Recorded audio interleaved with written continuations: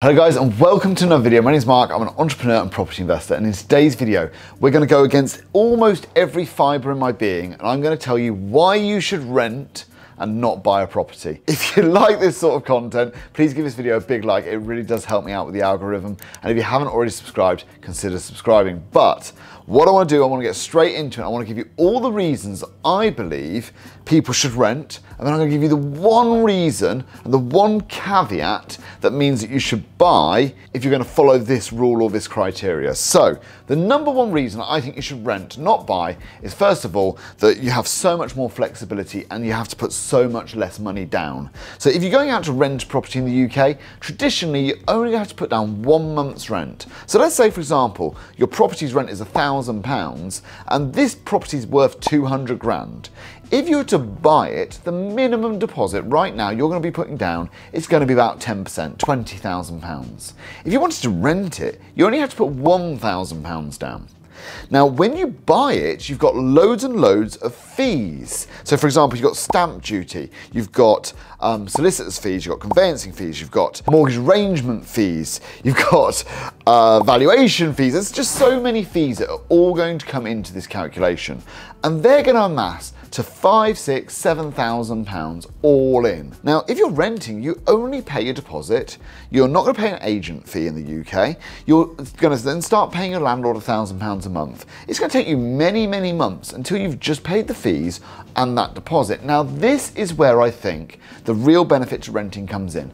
If you're likely to change your home in the next year, 2 years, even 3 years, renting is probably cheaper, and you should rent where you're living and then buy an investment property that's going to pay you the money in and then pay for the rent. So I do think investing in property is important regardless of where you sit on this spectrum. However, if you're going to be moving regularly, renting is almost certainly going to be the better route for you. More flexibility, it's going to give you less debt money down, you're not going to be responsible for the property, so you can basically depreciate the property. Now, I'm not saying you can destroy a kitchen, of course you can't. But let's say, for example, a kitchen needs replacing every 10, 15, 20 years, certainly every 10 years in terms of trend. So over the course of those 3 years, it's depreciated by that amount. And I'm not saying you've broken it or anything like that, because you're going to have to pay for those repairs. But just wear and tear and the trend changing in the marketplace, well, by the time you move on, you're going to be able to get the new trend and the new property. So I think in a lot of instances that renting gives you so many fringe benefits that people don't consider.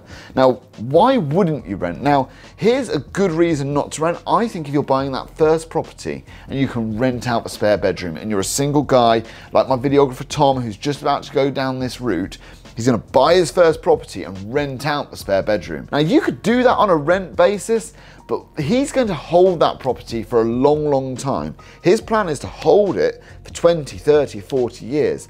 Buy it, allow it to appreciate, refinance it, allow it to appreciate, refinance it, move out of it, move to somewhere else, but keep it and rent it out. The real trick with this is to reduce the number of times you transact in the market. Every time you transact, you end up paying fees. The more you can reduce those transaction fees, the more money ultimately that you've made, you get to keep. Guys, sorry to interrupt this video, but I wanted to give you this information and I promise it'll be no more than 15 seconds. If you want to have a free one-to-one consultation with me, a quick chat about anything at all you need to do is click the link in the description.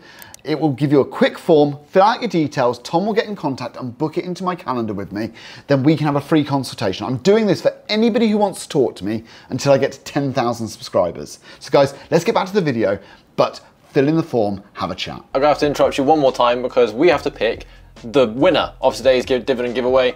There are actually 41 unique comments this time, which is a lot more than usual, but let's get on and pick the winner.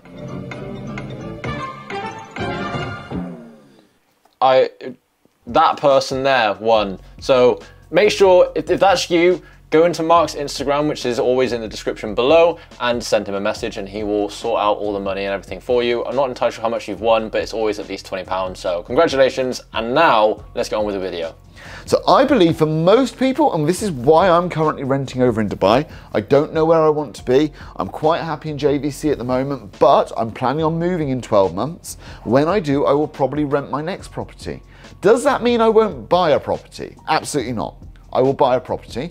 I'll rent it out, and then they can pay a portion of my rent for my next property.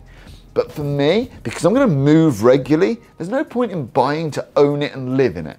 That makes no sense to me whatsoever, because every time I do, as I said, I have to pay my transaction fees. Over here, I have to pay my fees in terms of, I know there's no tax, but there is a registration fee, which is like 3%, which is a tax if you think about it. There's mortgage arrangement fees, there's loads of fees, there's agent fees that I'm going to pay every time I transact. Now, if I bought and then sold next year, I'm gonna pay all of these fees, then all of these fees, then all of these fees, and by the time I've done all that, I might as well have rented.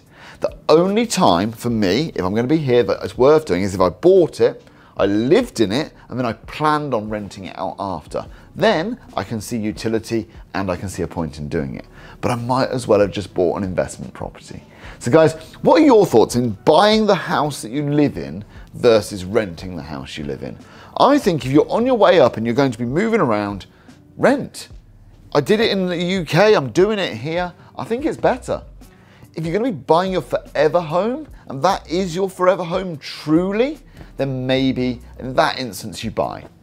But who knows their forever home? For example, for me, at 40 years old, I think I would like to aspire to be able to do much more in the years to come. So I'm hopefully going to just rent, and then I'll be buying at the very top end of the market. The top properties, those are the ones that I'm going to be interested in buying because they don't come around every day and you can't rent them. So guys, that's my take on why I think most people who are on their way up should rent, not buy.